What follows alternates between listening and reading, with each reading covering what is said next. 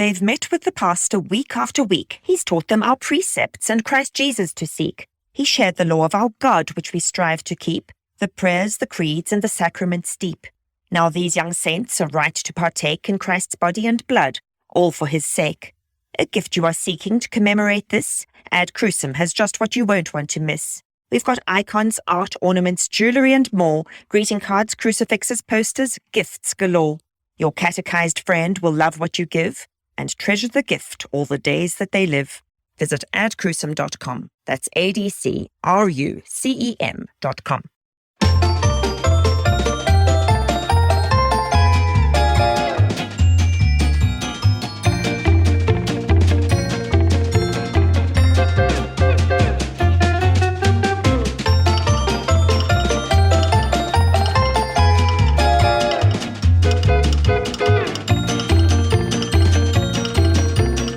You're listening to the Lutheran Ladies Lounge podcast. I'm Sarah. I'm Erin. I'm Bree. And I'm Rachel. There's two Sarahs in studio today, by the way. And we both have H's on our names, which is even better. Sarah's with an H's. It's a one-question interview day, which means we have another Lutheran lady in studio. This is going to be a super fun conversation. Yes. I'm a big fan of our fifth lady today. Erin, who do we have in studio today? Today we have Deaconess Sarah Longmire. And Sarah is currently the president of the Concordia Deaconess Conference. Dang it, I was so close. I was like, I don't know why I froze. We just rehearsed cheering this you on like over here 2 minutes ago. I didn't remember either, so don't feel bad. Okay.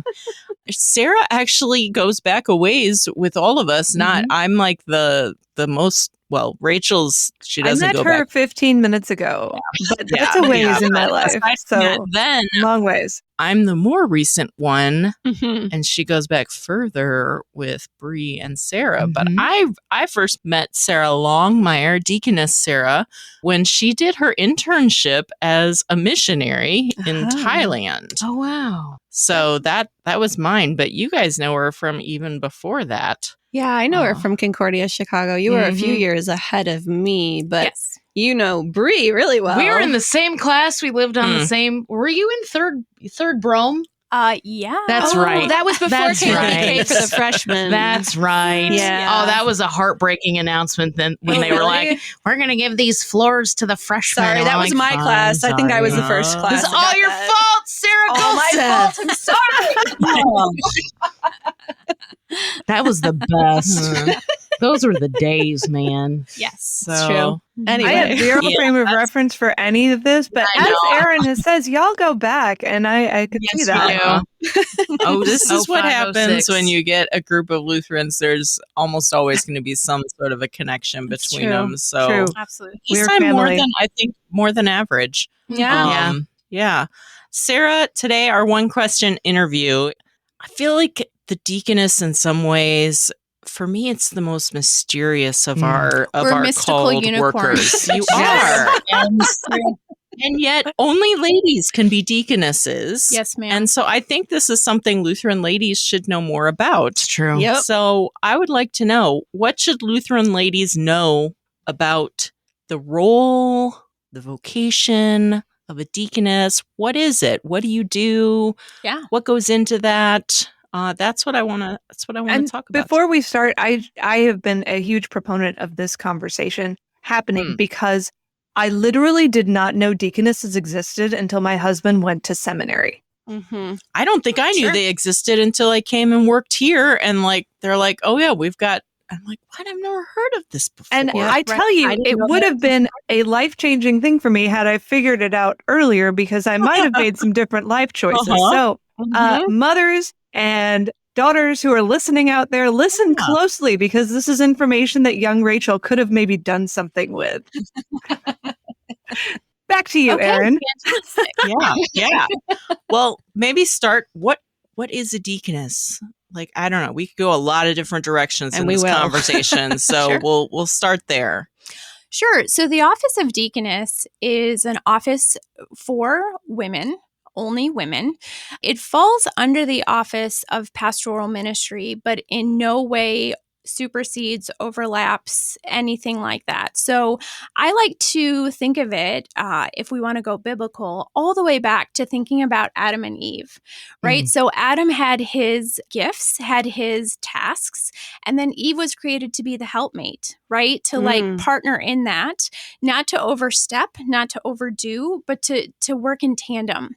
I think we believe that God has given men and women different gifts, and they're complementary.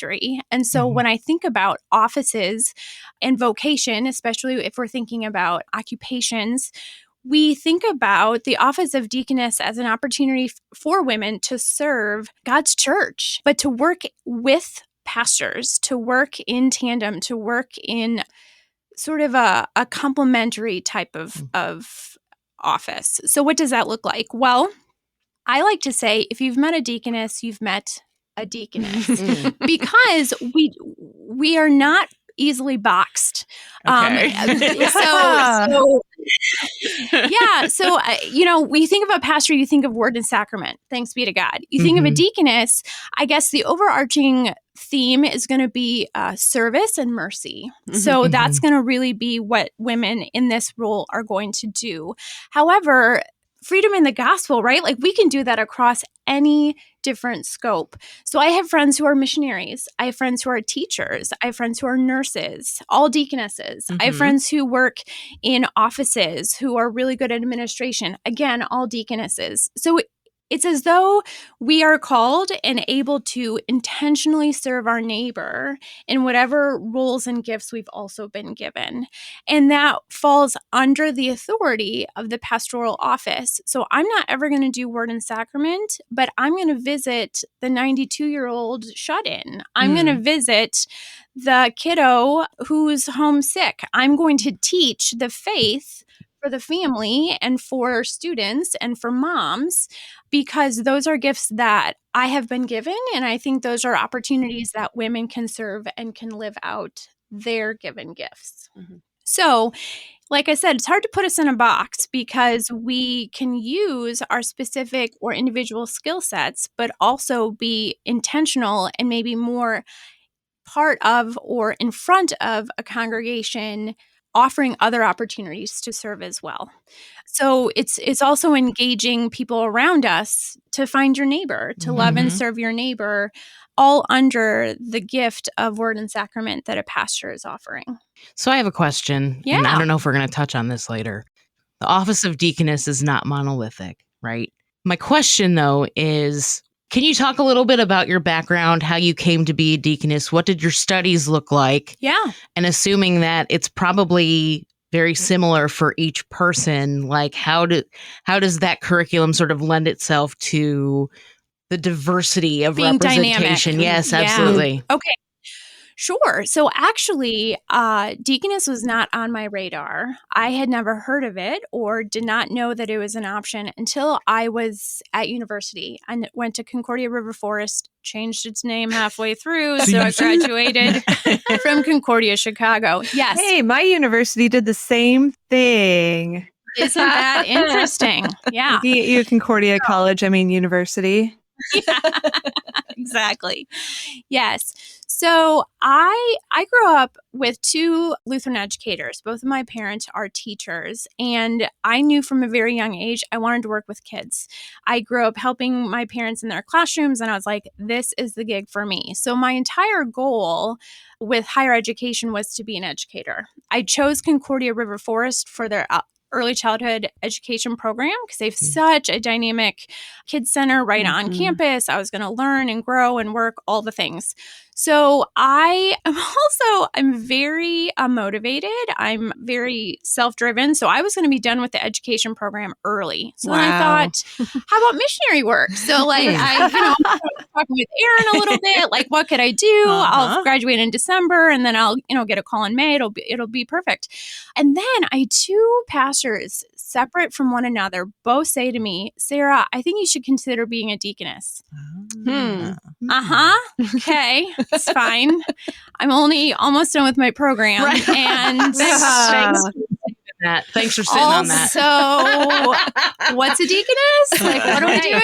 But I mean, I trusted both of these men, right? And I thought, well, let's just ask the question. So I went, and thankfully, Concordia River Forest is the only Concordia currently that has an undergraduate program for deaconess ministries. And so I had a meeting with the deaconesses and kind of got this cool picture of like, wait a minute, all these extra theology classes I was taking because I like it, they could like pull into something like this. Like you can get a job in this? Like, how does that work? And so it just kind of felt like this whole other side of me just clicked into place. And so then it was kind of like, do I stick with education? Do I just do theology? Like, how do I make this work? And I guess, part of answering your question, Bree, is the deaconess program requires some sort of minor or some sort of other piece. Okay. Well, I just had 2 majors. It was fine. Yep. But like that's sort of the piece where you can really take what you're interested in and also study that. And so I had early childhood education, and then I also had theology. So maybe don't do it my way, but it could also work out. So I joined the deaconess program as a junior, and I just worked my tail off for the entire summer, May terms. So I graduated with both degrees with my class. So like Bree and I, whoop, whoop, yeah. And then I did my deaconess internship missionary style post-graduation.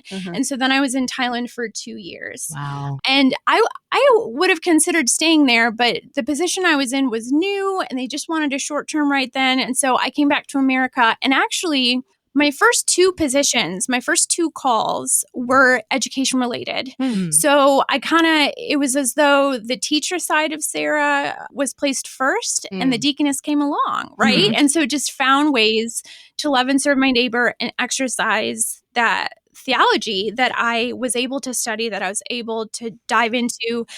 In no way am I saying that theology is some sort of like program that you can check off and move on. Like the Bible is, it's the living word of God, right? So we're always diving into it. But I just had such a great foundation of that I love learning. I'm just a theology nerd. So like, so I just tell people like, okay, you're calling Sarah the teacher, that's fine, but the deaconess comes for free. So I can't turn that off, right? So I've taught 2nd grade, I've taught 3rd grade, I've taught kindergarten. The role I'm currently in, I'm a preschool director. So I just finished up a master's program in educational administration. Wow. Woo! So now I'm also a Concordia, Nebraska bulldog. So I'm a cougar, I'm a bulldog. I don't know. All the animals. Things. All of them. Animals, yeah.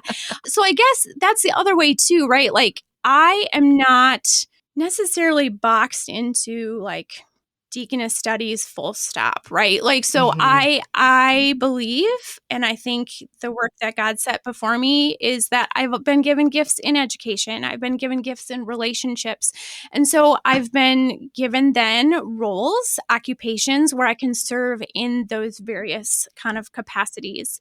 I recently accepted a call to be director of family life. And I literally cannot believe someone's going to pay me to do this because it's like all my favorite things. So like awesome. teaching the faith from babies all the way through adulthood, like mom's Bible studies, getting to organize outreach and mission opportunities, getting to help families teach the faith to their kiddos, like all these sort of connection things that it kind of feels like Teacher Sarah and Deaconess Sarah put in a blender and here we are, like it's amazing. And so all that to say, like the theology is the base for deaconess students, whether that's at Concordia Chicago, whether that's at one of our seminaries, like that's the basis. But there's certainly the encouragement to explore what other gifts you might have and how that can look in different opportunities. So you're not going to ever want me to like put an IV in you, but people are very medically gifted. So thanks be to God, like be an RN and a deaconess or work in hospice care or however that works, because it's just the idea of like looking at the whole person and just being able to love and serve your neighbor in whatever situation you might find yourself in. So a follow-up then to that. Yeah. Would you say that the deaconess study side of it kind of gives you a theological edge in your vocation, like whether you're an RN or a teacher or whatever you find yourself doing to make a paycheck sort of a thing? Like, Yes. What does the deaconess study side, how does that help you in your current role? Well, not current role, but just in general. Yeah. So I think it really helped solidify my worldview and how I see things. Okay. So like I like to think in terms of law and gospel and making sure that how I phrase things or how I communicate or the way in which I do. So in education, how do I do discipline? What does that look like? How do I have conversations with parents? How do I do best construction? So I think the theological foundation helped my thinking and the way that I viewed the work set before me. You know, Walther's distinction of law and gospel, whoop, whoop. Right. I mean, I like 100 times and learn something different every time. So there's just this idea that like it helped the way that I perceive the work set before me, whether that's interacting with a parent or whether that would be administering a shot, which you don't want me to do, but someone who is medically minded to do that sort of thing. So yeah, so that the theological basis is just something, I mean, honestly, I wish every Lutheran could just like take those classes to just like love catechesis and keep diving in, because I think that just develops a richer approach to how you look at your life and how you look at the world and the work in front of you. So it sounds like, okay, I'm going to just go there. In what ways would you say this statement is true and false? A deaconess is like a Lutheran nun. Excellent. Before.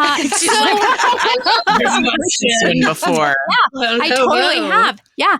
So fascinating, because I will use that phrase if the people that I'm interacting with do not necessarily have a Lutheran background or may not even have a Christian or a church perspective, because good, bad, or otherwise, we've all heard of Mother Teresa, right? Like we all know the work of what that looks like. Yep. So what I like to say is a deaconess is like a Lutheran nun in that we have that mercy work. We have that opportunity to connect with those who need the gospel, to be that bridge between the church, word and sacrament, and those hurting wherever and whoever they may be. However, I also then will very happily say that Lutheranism is also freedom, right? So I've got plenty of deaconess friends that are married with children. Thanks be to God. I live alone, not in a convent because I choose to. Is there a convent for Lutheran deaconesses? So interestingly enough, Yes. there was a Lutheran like home or like mother house, I guess is what we would call it, out in Pittsburgh. And I think there are still some in Germany. Like, so in CDC, sometimes we talk about like, we need to start like some sort of retirement deaconess home. That would be like a mother house for us. Yeah. But That would actually be awesome. yeah, I mean, cool. So just that there's the freedom of family, right? That we in Lutheranism don't necessarily worry about wearing one vocational hat, but recognize that wife, mother, child, sister, deaconess, church musician, whatever it is, like those can all be in one person. I personally am not married. I don't have kids. So sometimes that doesn't necessarily resonate with whoever I'm talking to, because I'm like, I promise, like women can do that. And I don't have a habit and that sort of thing. But I do have a uniform. Yes. Well, and so just to kind of help that distinction a little bit, I am a Concordia Deaconess Conference deaconess. So the CDC is an RSO, registered service organization of our synod. Yes. No. It is a recognized service organization, because Deaconess Dorothy Krantz corrected me like 3 times in a row when I was editing the Lutheran Witness, because I kept messing it up. Recognized service organization. Recognized service organization. So proud of myself. Dorothy, I got it finally. Well, now I'm going to get an email. So very good. Please hand in your cross and your blue dress. Thank you. Okay. Yes. Okay. Recognized. We're recognized. Okay. But Concordia Deaconess Conference is a freestanding organization for deaconesses in our synod to have professional development and to have fellowship. However, I have friends and I know deaconesses who I like to call incognito, which means they, for whatever reason in their life, in their circumstances, they are not associated right now with CDC. So they would not wear the blue dress and the yellow crosses. Oh, but that's yes. That's the connection to CDC. Yes. Not the role. Right. Correct. Okay. Just as you know, many pastors wear black clerical shirt with collars, but just because you don't wear one doesn't mean you're not a pastor. Correct. That it's there's a choice of association there. Right. So deaconesses are deaconesses once they are consecrated and commissioned. Deaconesses are Concordia Deaconess Conference deaconesses once they are officially associated part of CDC. And that's where the navy and the gold come into play. Okay. Mm-hmm. I didn't know that. Now, you said once they are consecrated. I don't think I've ever heard that term used. I've always heard commissioned, I've heard ordained and installed, but I don't think I've ever heard consecrated. Is that something that's unique to deaconesses? Yeah. Okay. So pastors are first ordained, right, and then will be installed. Mm-hmm. Deaconesses are first consecrated and then installed in their first call. Okay. Huh. Okay. Interesting. That's cool. So I was consecrated and installed at Redeemer in Oakmont, Pennsylvania. And I was part of CDC at that ceremony then. And we have something where a deaconess pins you. So Cheryl Nauman pinned me as part of CDC. Huh. The Cheryl Nauman. That's awesome. The Cheryl Nauman. The Cheryl D. Nauman. Yes. The Cheryl D. Nauman. Yes. Yes. Okay, so how is the work, the ministry of a deaconess different from, you've kind of talked, I mean, the differences between a deaconess and a pastor, I think, are maybe a little bit more obvious. The differences between those different church workers, pastor, deaconess, DCE, Sure. how are they, how do they serve differently in different capacities? Yeah, I mean, I think in some regard, going back to some of the questions Bree asked me about education and that theological foundation, there's certainly differences in how each of those different roles are trained and educated. So, and I'm speaking from my experience at college, however many years ago. Don't make me count. Right? I don't have enough hands. Exactly. Shoot. Good grief. You guys are not that old. Come on now. I just turned 36 on Sunday. So Yes, happy birthday. Happy birthday. Club 36. I reiterate my previous statement. You're not that old. Woof. Okay. Anyway. So in general, a woman who is studying to be deaconess is studying theology. So that is their primary focus. And then from there, that minor then is in a different field or a different area, which can be broad and vast. From my experience, usually DCE or DCO or Director of Family Life, their base is often a little bit more varied. So maybe there's more education than theology. Maybe there's more focus on communications. So their base is more broad because of the work that may be set before them. So a deaconess can, as I have shown, like I've served in a classroom, I've served as an administrator, I'm going to be serving as a director of family life, but the opposite is not necessarily true. So I wouldn't have a teacher move into an office of deaconess only because those works structures are going to be different. Right. So it kind of comes down to the basis of education and where we started with the foundation of theology versus a foundation in a subsequent kind of type of learning or curriculum. Okay. So there's the undergraduate program at Concordia Chicago, and this is maybe a little bit into the weeds, but then we have the two programs of the seminaries. How are those programs alike, I suppose? Like what?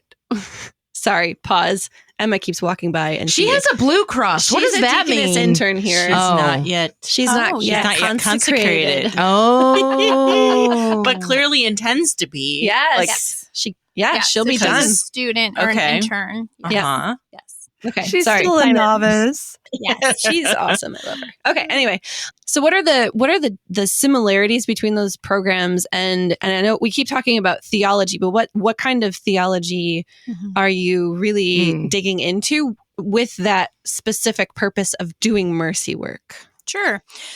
So obviously my personal experience was undergraduate. Right. So a lot of diving into the Bible. So Old Testament, New Testament, world religion and theologies of other places, countries, thoughts, looking at systematics. So how the Bible fits together, looking at church history, looking at practical things like interacting with those who are dying, interacting with those who have lost someone, looking at the practicalities of teaching and brain development. So you're going to talk to a 3-year-old in a different way than you're going to talk to a 15-year-old, perhaps. Usually. Well, sometimes I just say they're taller, but I mean, it's fine.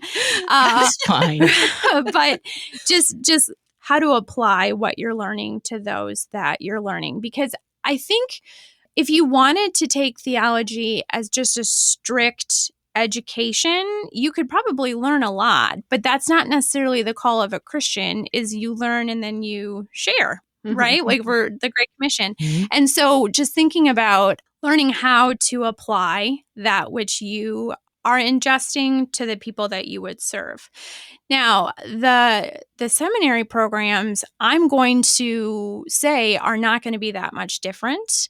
It's just they are master's programs because they are graduate schools. And so there's going to be probably a deeper knowledge or a deeper expectation at those different programs. But those are the 3 programs that our synod currently has for educating deaconesses.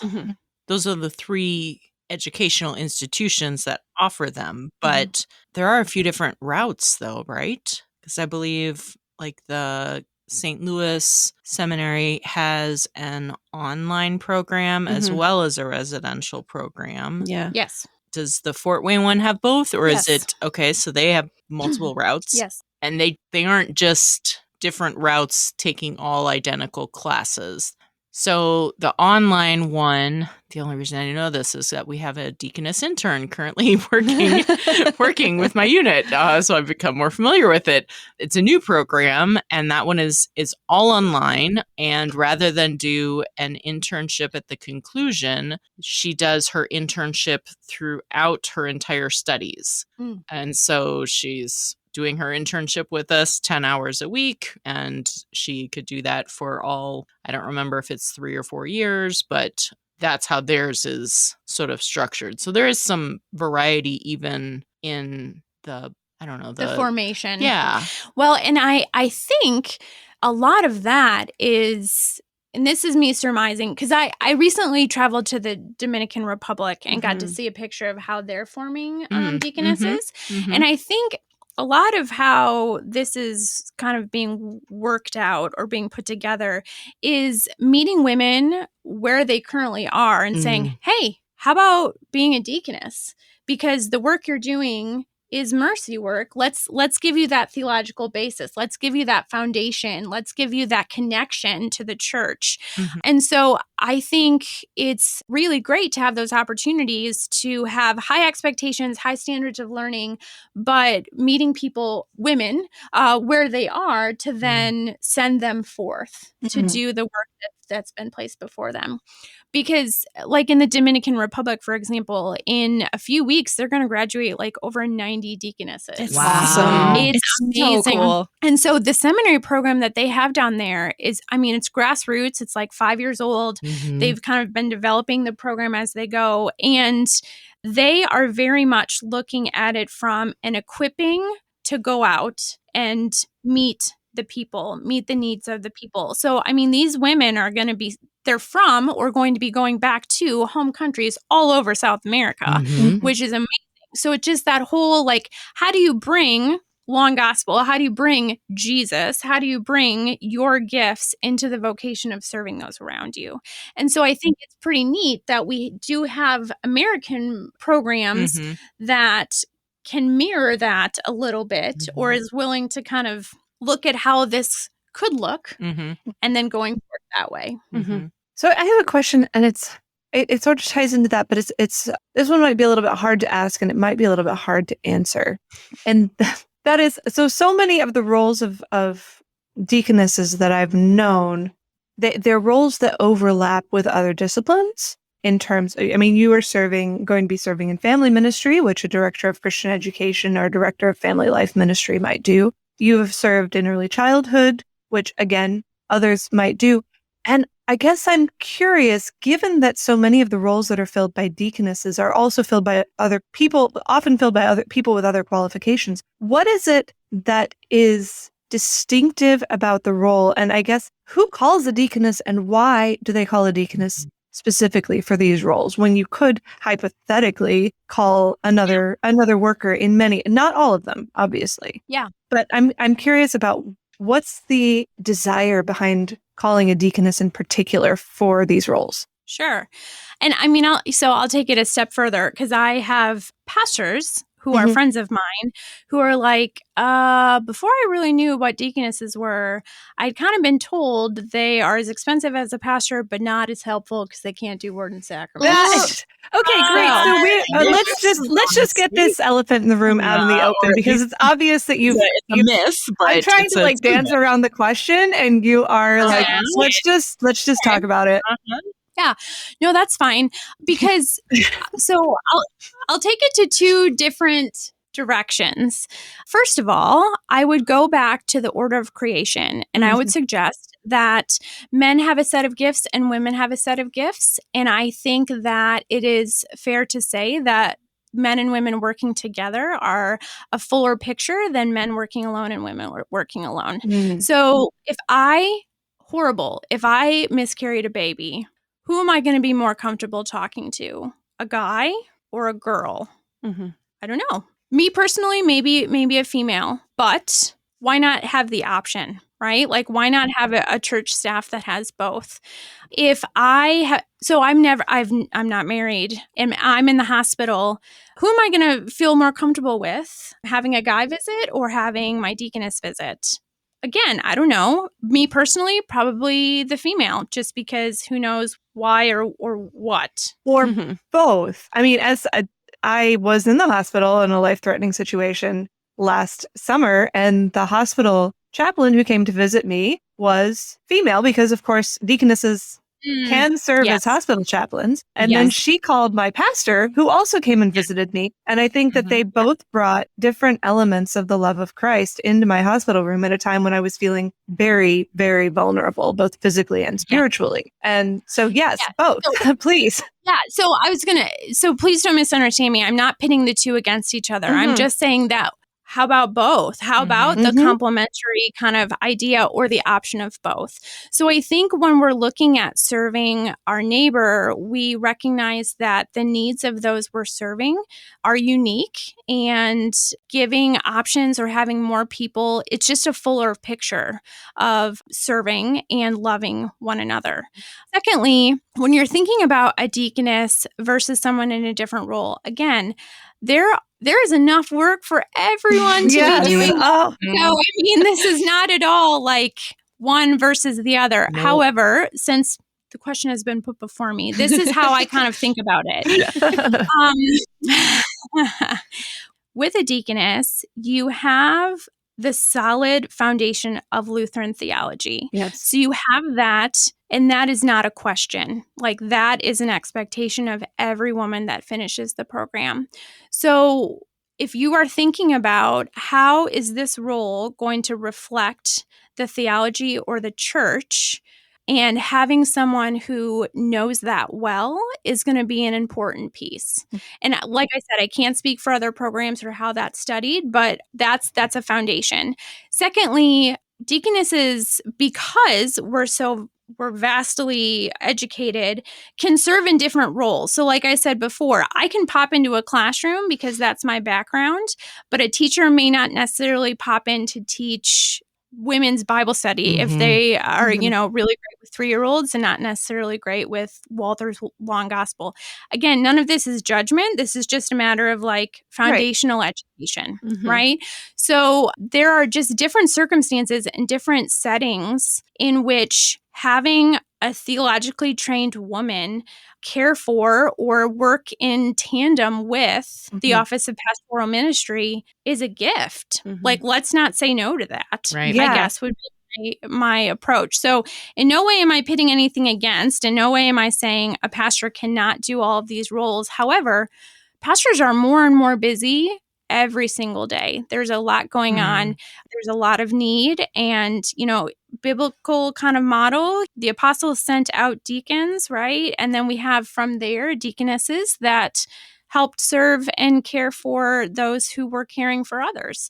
So it's just that idea that let's share the work and let's kind of look at it from a gift perspective. Yeah, there are so many, there are elements of pastoral ministry that only pastors can and should do. Absolutely. But there's a whole lot of church work that doesn't fall specifically in that job description that often gets lumped into the pastor's role. Correct. But that could be done by other people, especially those who have the training. And I'm so glad that you're out there. I've had the privilege of interacting with, since my seminary, my husband's seminary days, when I learned that deaconesses existed, I've had the privilege of interacting with a number of women serving in this role, whether visitation ministry or editorial, because that's my background, administrative, whatever. And I can say, and I hate to stereotype, but y'all tend to be very smart, dedicated, faithful, hardworking servants of the gospel. And it's true.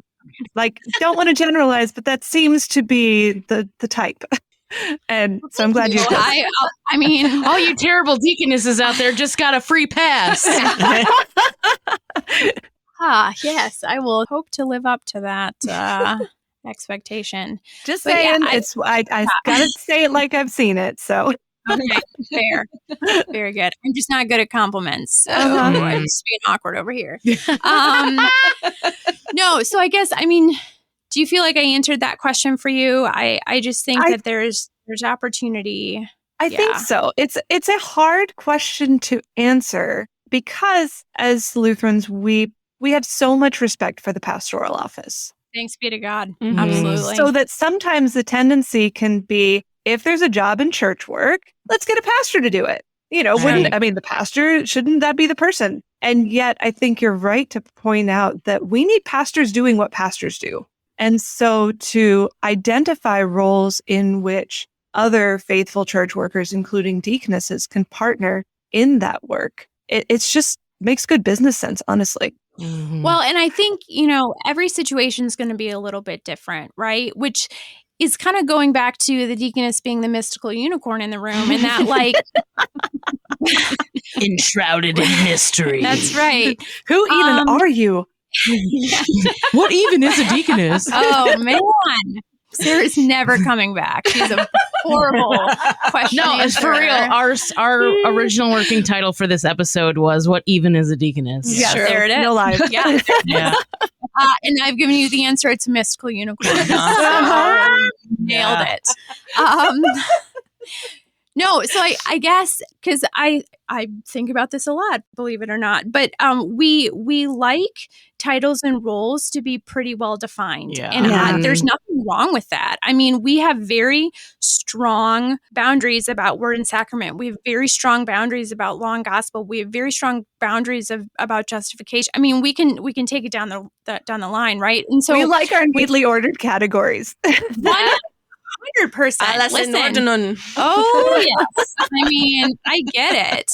And I don't want to be the fly in the ointment, but I also don't want the role of a deaconess to be cast off because it takes more thought or more intentionality. Because I think that if you want to look at individual situations, churches, dynamics, perhaps a DCE is the best choice. Thanks be to God. do it. But perhaps there's a broader picture that a deaconess, a certain deaconess, right, could fill. Let's not count that out, I guess. Or maybe there is enough work that another pastor is what we need, because we need to do more word and sacrament. We need to be giving communion to more. Thanks be to God. So there, it's almost as though there's a little bit too much room to feel all that comfortable. And yet I would suggest we don't throw the baby out with the bathwater. Like we let the office of deaconess stand as an option if it's outside of word and sacrament. I find it interesting. I'm looking here at the LCMS.org website on the Deaconess Ministry page. I was looking at that too. And the question is, where do deaconesses serve? So obviously our church has thought about this. And then it says deaconesses serve primarily in 3 settings. 1, missions, both foreign and domestic. 2, congregations, teaching, visiting the sick and imprisoned, or serving in family and other caring ministry. And 3, institutions, serving as chaplains in hospitals, prisons, retirement communities, and facilities that care for people with developmental disabilities. That is a huge list of things, possible things that a deaconess might be doing. And I feel like it's not even complete because they left off things like schools or publishing houses. There are deaconesses that work at Concordia Publishing House or the International Center, or, there are all sorts of places. So this list is huge, but it's not even complete. I'm very amused that you brought that up, actually, because while we're recording, there have been several deaconesses in deaconess garb walking by the studio, and they're all looking in here, and they see Sarah, and they're like, "Oh, Sarah's here!" It's hilarious. And Sarah, your back is to the window, so you can't actually see this happening, but it's been very amusing. So, yes. So there are many options. Well, yeah. And so if you go back to we're, in mercy and service, well, that's a great soundbite and it's not wrong, but let's dive into that. What's that going to actually look like? And those are the type of questions then where this congregation, once it, intentionally lays out what it needs, actually that is a third pastor. Or nope, that's a deaconess, thanks be to God. Or nope, we really just need an education person. And so like I said, none of those are wrong, but let's just let the deaconess options sit at the table. Yeah. Like maybe we're hungry for chicken. Let's do it. I don't know. Like it's not wrong. So, no, but you're right. And that I don't know. I think that it's worth having this conversation just to remind people who are part of those conversations at their churches to remember that this is an option, and in some circumstances it can be a very good option and something that brings something to the ministry team at your church that wouldn't have been there otherwise. Yeah. We were able to have a deaconess. We've had a deaconess intern twice, I think, and we ended up calling the last intern that we had, and she's a second career deaconess. But it's been really wonderful to have her in our congregation. It's not a huge congregation, but it's a decent sized congregation. And we've also been blessed to have vicars the last few years. But we also have that deaconess, and she has been really wonderful to be that other person who can do these works of mercy, caring for people who are grieving, or doing vacation Bible school, or doing youth programming, but just having that other, as a woman, having a church worker woman who I know is theologically trained, and you can talk to her about stuff. Yes. Whether or not I would talk to my pastor about it, regardless of that, I know I can talk to her about stuff, and she's going to just have a different demeanor about it because of her different background, and also because she's a woman and just kind of understands stuff the way that we understand things when we talk to other women. What? Right. I know. Men and women are different? What are you saying, Sarah? I don't even know. What? I don't know. Sarah, I'm sort of curious. Changing subjects. No, actually, along those lines. So we keep talking about this as if this is a really great thing for the women of the church to have a deaconess there. How do you typically interact with the men of the church? Is there a role for deaconesses to be serving the men of the church as well? Or is this really, do you primarily not do that? Like, Erin, that is a fabulous question, and that was not on our list. So kudos to you. Well, it just came to mind as we were, as I was hearing you guys sort of think aloud about these things. Yeah. Sure. So speaking as a CDC deaconess, I promise I won't go into the entire history. However, Concordia Deaconess Conference was formed at a time when the gender of a pastor was being fought about. Oh. So CDC, as an established organization, was very intentional about discussing roles that women would do and roles that women would not. So I, as a CDC deaconess, take very seriously God's word about head of household, about pastoral office, about word and sacrament ministry. And so I probably have built a bit of a protective hedge around what that looks like, only because I respect the difference and I know the history of sort of how we got to where we are. So I primarily focus on children, youth, moms. I'm friendly to dads, of course. I'm happy to interact with anyone, but when it comes to more of an official role, I'm not going to be leading men's Bible study. I'm not going to be doing anything on Sunday morning in front of the congregation.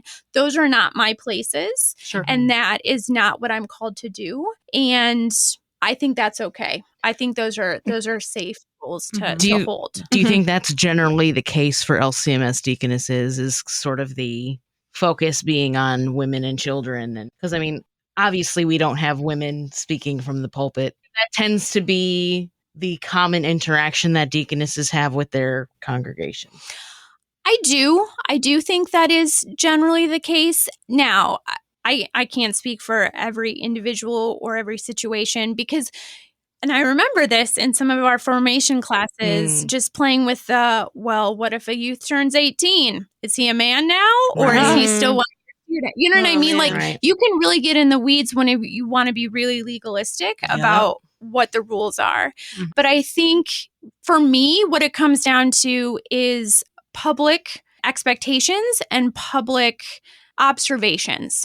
So if it's going to be something that people that don't know me, that people don't know the church, that don't know the recognition of my respect of office of public ministry, I'm probably going to remove myself versus pushing the limit because I think I can, if that makes sense. Right. So I'm not going to be in front of the congregation. I'm not going to probably teach some big Sunday morning Bible class. Those are not things that the audience necessarily could fully appreciate or understand what my position is. So let's just kind of protect everyone from that. But if I'm having youth group and we're celebrating, a youth's 18th birthday, there's not a kick out sort of ceremony, right? It's not going to be that sort of thing. But I will say that it's a line that I think about, and it's mostly historical context, because good, bad, or otherwise, there's still some rumblings of deaconesses wanting to be the next female pastors, and that is not at all what CDC stands for or how we were developed. Right. Right. And that's going to be different if you're serving in an institution too. Absolutely. If you're a chaplain in a hospital or in a prison, it's going to look entirely different. Well, we can get in the weeds. He's 34, but his intellect is 6. What is that? You know what I mean? Well, just that's right. Yeah. So you can go too far either direction. And so it is something that I walk, and I'm probably a bit more protective or conservative, but I just rather not offend or cause someone to question. Yeah.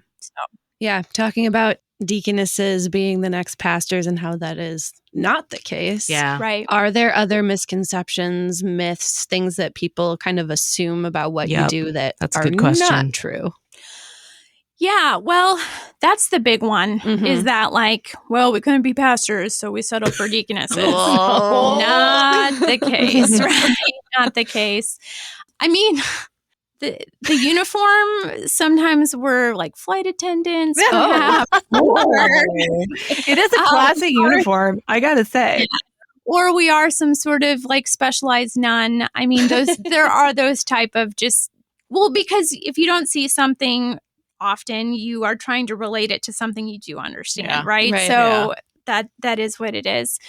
I think sometimes misconceptions about deaconesses is, and again, this goes to the broadness of what we can do, but a very narrow idea. Well, we don't have a lot of shut-ins, so we don't need a deaconess. Mm-hmm. Or we don't have X, therefore we don't want a deaconess.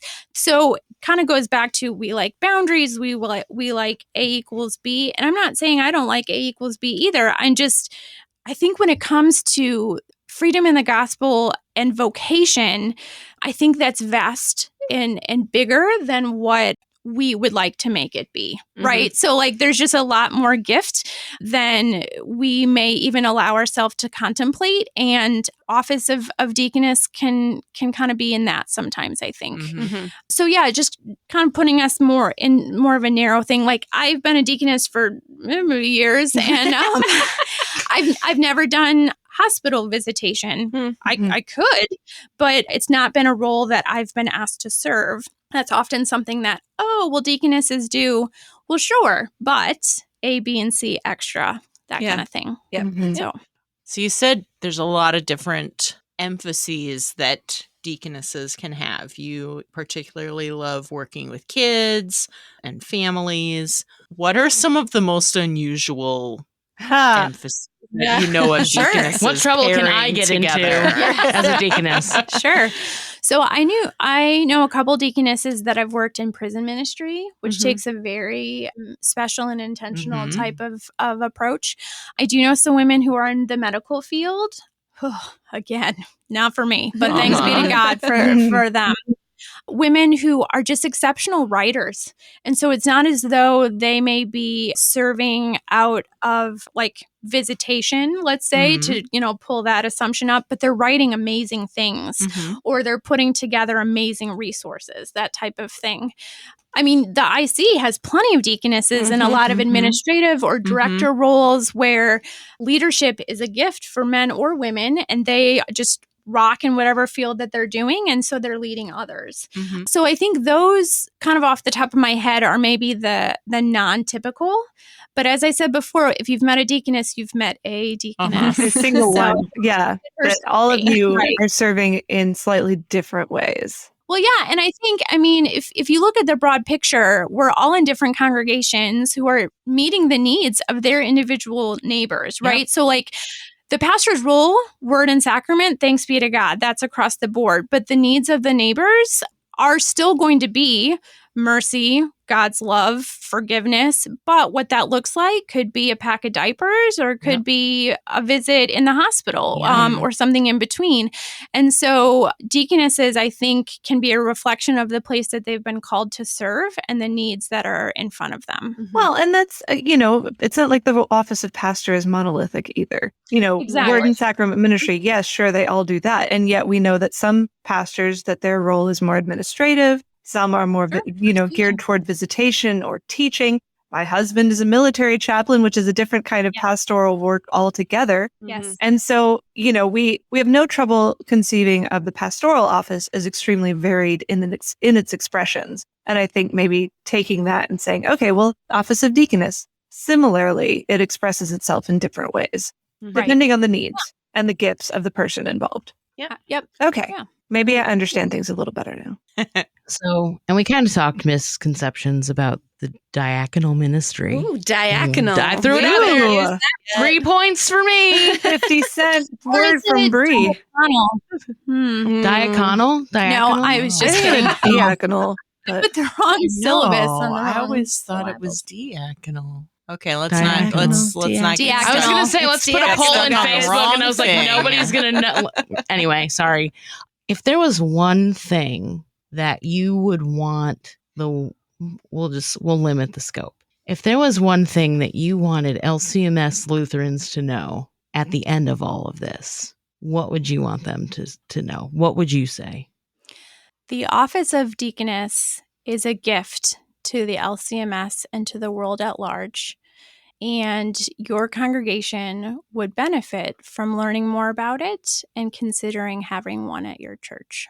Boom. Thank you. You're welcome. That was wonderful. Sarah, you just like bubble over with love for this Oh. vocation. And it's so wonderful to have you in studio to talk about this. This has been really interesting. I thought I knew like most stuff about deaconesses, but I actually didn't. Sarah Gulseth, do you want to become a deaconess? I kind of do, actually. Okay. Yeah. Let's do it. We got your back. I'll talk to you later about the CDC. So Yeah. we'll get Sarah you all Longmire, remind us again, where are you going to be serving? Yeah, so I am beginning a new call at the beginning of June. I'll be at St. Matthew's Lutheran in Lee Summit, Missouri. I'm not going to lie, I'm a little jealous of the people at St. Matthew's Lutheran in Lee Summit, Missouri, because they're very blessed people. Yes, they are. Yeah. Yes, Or they you are. all could just become deaconesses in the next 2 years, and if I get reelected this summer, I could be your president. Hey! Wow. Yes. Let's do it. So get after that. All right. Let's get after it. Uh-huh. I love it. Bring us into the sisterhood of deaconesses. That's right. There you go. Where can people find out more about the Concordia Deaconess Conference? ConcordiaDeaconess.org. Easy enough. And what Right about off the tongue. Yes. LCMS Deaconess Ministry? Well, so on LCMS.org, there is a Deaconess Ministry section. You can also, anyone can email me. My president email is on concordiadeaconess.org. Otherwise, Concordia Chicago is going to have a Deaconess Studies program, and so will the Fort Wayne and St. Louis seminaries. And I'm sure we'll make sure to put all of those links to all of the pertinent Oh, we pages. sure will. Do you know what I did just now when I was trying to look up concordiadeaconess.org? I realized I don't know how to spell deaconess. One N, people, or you won't find the site. And one C. One C. One C, one N. One N. Two Two S's. S's. Yeah. And I'm an There it is. editor. Hey. So embarrassed. Anyway, it's a beautiful website. Check it out. Yes. Thank you. Yeah. Thanks so much for joining us today, Sarah. This was great. the best. This is so fun. Yeah. You're very welcome. My wonderful. pleasure. Thank you. Ladies, we want to know what you think about deaconesses, if you did or did not know the things we're talking about, or if you are a deaconess, where you serve, what you love about what you get to do. We'd love to hear about it in our Facebook group, the Lutheran Ladies Lounge on Facebook. You can also share your thoughts with us on Instagram at Lutheran Ladies Lounge. We share photos of things. Actually, I'm going to share a picture of Sarah in studio after we're recording. Yay! So you get a little sneak peek of that. So follow us on Instagram at Lutheran Ladies Lounge. You can also sign up for our e-newsletter, our monthly e-newsletter. If you aren't on social media or if you like to get Lutheran Ladies Lounge in your inbox, you can find out how to do that in the show notes of this episode. Or you can just send an email to lutheranladies@kfuo.org and we'll get you signed up for that e-newsletter. You can find all of our podcasts at kfuo.org/Lutheran Ladies Lounge on the KFUO radio app or on your favorite podcasting app. You're listening to the Lutheran Ladies Lounge podcast. I'm Sarah. I'm Erin. I'm hungry for chicken. The only food reference in this episode. I picked it out. I picked it out. It's very awesome. You know, now that you mention it, maybe I am too. Yeah! I feel like chicken tonight.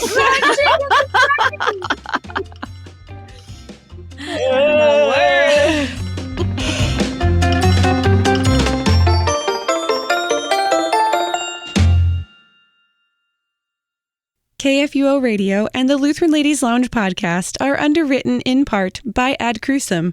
Visit them online at adcrucem.com.